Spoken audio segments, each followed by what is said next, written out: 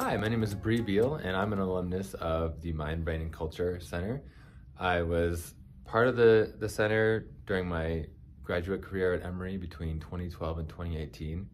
And when I started in 2012, I really had a background in humanities. I had studied philosophy and literature. I had done an undergraduate in music, and I was entering an interdisciplinary program that was also focused mostly on the humanities. So what the center did for me was it really exposed me to science. I went right into the core class my first semester with Bob McCauley, and at the time I was working on figuring out what my path was going to be, and I knew I wanted to study morality, and I wanted to include science, and so that's where I discovered the discipline of moral psychology, which ultimately became my field.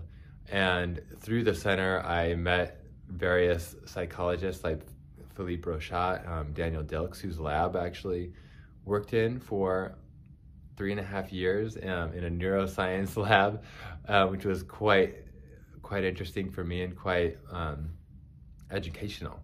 And through all the relationships I learned, really originating with the center, I learned how scientists think, I learned how the scientific process works, and it really helped me to grow as a thinker. And now my publications are in APA, which is to say that they're in scientific or interdisciplinary philosophy/science journals. And I owe a lot of that to the Center for Mind, Brain, and Culture. So I'm here to say it's a great place to be if you want to open your mind to different ways of thinking.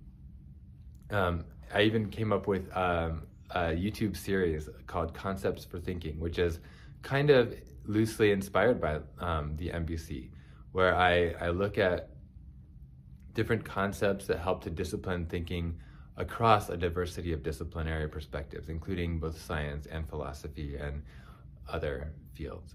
So that's my story, and it's not over yet, and I know I will continue to be inspired by the people I met in the Mind, Brain, and Culture Center.